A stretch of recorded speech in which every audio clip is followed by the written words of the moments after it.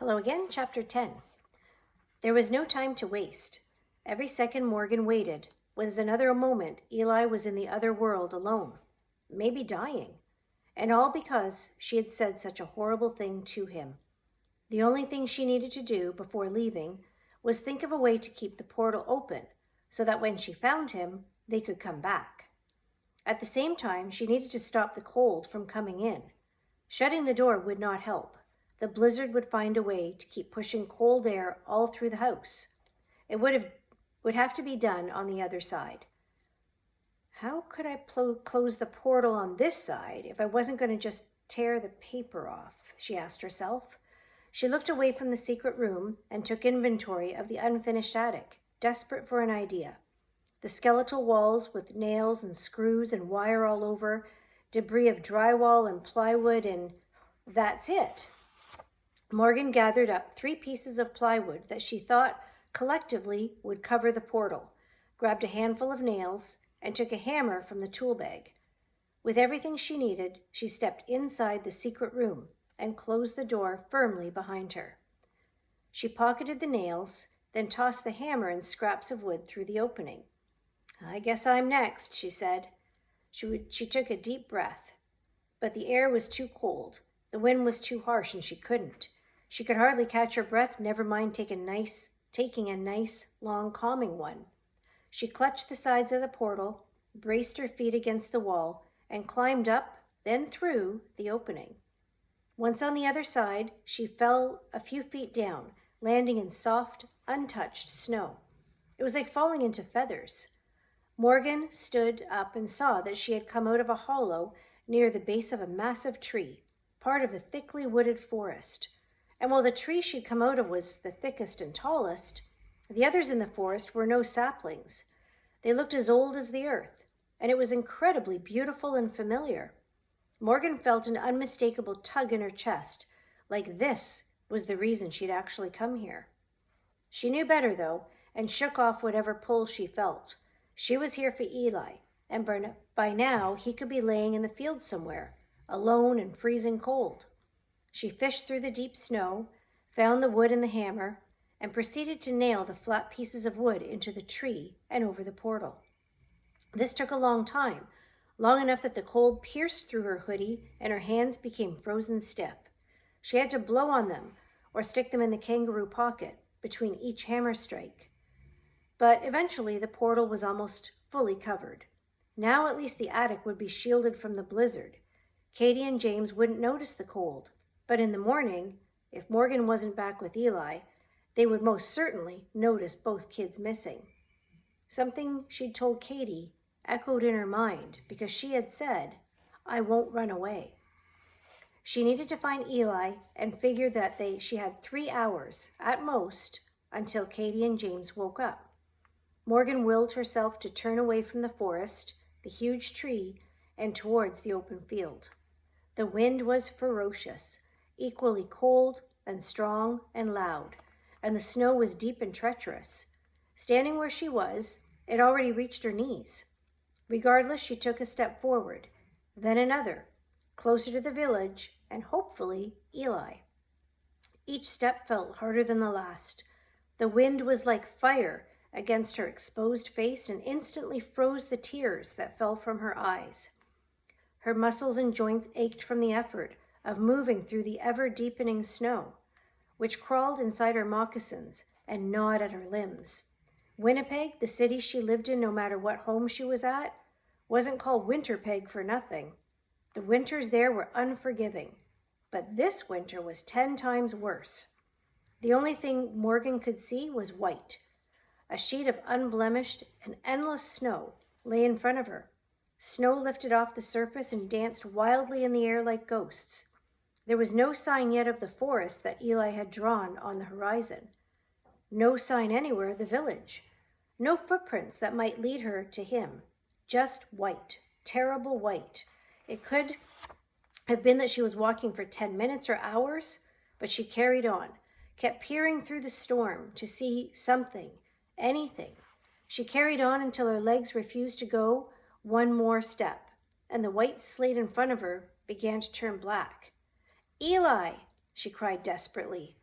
She had wanted to save him, but she needed saving herself. The black came in tiny spots. The spots grew into Morgan's vision.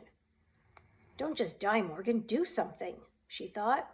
She needed to shield herself from the wind, and somehow that cold. The storm crushed her from all sides. There was only one place to go, down. She shoveled snow until her arms and hands and fingers wouldn't move any longer. She lay down in the hole that she had made, and there she curled into a ball, shut her eyes, and blacked out, muttering to herself, I'm so sorry, Eli. Esquasis. It sounded like a voice, but Morgan couldn't be sure. She couldn't be sure that she was even still alive. It was a distant whisper, fighting through the screaming wind. She kept her eyes shut, tried to collapse even further into herself. Her body was shaking and burning. Tansy, young one. This time it was unmistakable. Morgan forced her head to turn and worked even harder to open her eyes. They'd been frozen shut, tears to ice. She'd superglued her fingertips together once and needed to pry them apart, and opening her eyes felt very much like that. But gradually the black gave way to white, and in the middle of the white stood a silhouette. Morgan blinked and tried to focus. The figure leaned towards her, extended its arm, and when it did, flashes of a nightmare came into her mind. It was the fisher. He had black eyes, brown fur, there's Mabel, rounded ears, a snout with a black nose, and white whiskers. He wore clothing, too, a long-sleeved hooded jacket made of light brown leather, beige pants, mukluks. Esquasis asked him, come with me. When he opened his mouth, she saw something else, 4 long, sharp teeth. No, she forced out. Asked him, the fisher demanded. What choice was there? Morgan took the animal being's paw, and he lifted her to her feet. Wrapping her arm around his shoulders, he put his own arm around her waist and urged her onward, but they'd only gone a few yards when she collapsed, sank into the snow, almost as deep as when she dug the hole herself. Morgan woke up staring at white again, and before long realized that she was being carried over the fisher's shoulders. She didn't protest. She stayed slack as though still passed out, and watched his legs dig into the snow and then lift out. How did you come here, Esquasis? He asked. Esque... Morgan tried to repeat the word, but couldn't. Her jaws were frozen.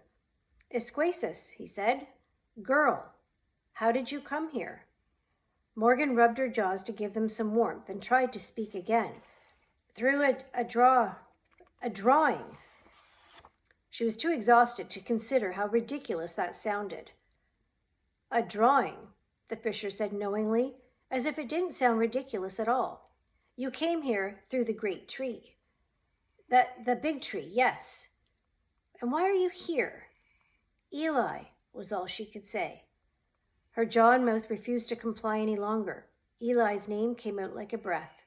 She wondered if the fisher had even heard her, but after a long time he said, the other one. Morgan felt a burst of energy. She lifted her head and craned her neck and stared right at the animal being. Have you seen him? Eh, he said. I've seen him. Where? Where is he? Here. They were entering a small village that consisted of long houses constructed out of poles and bark cut into rectangular slabs, with rounded roofs of the same material. Each one looked about the size to fit one family, and they were built among pockets of particularly thick trees to provide shelter from the elements. There were 7 in total, and the 7 houses circled a large thatched hut that stood in a perfectly round clearing. The hut was sheltered from the weather by the lodges and trees, and footprints led from the hut to each of the dwellings. There were fire pits outside the houses, and racks that hung over the fires used to smoke meat, but there weren't many pieces of meat hanging there. Scraps, if anything. Where is he? Morgan asked. The fisher lifted her off his shoulders, and with great care, as they neared the entrance to one of the longhouses. She wobbled a little bit, and he steadied her. This is the only surviving village in the North Country," he said somberly. "Welcome to Misoa."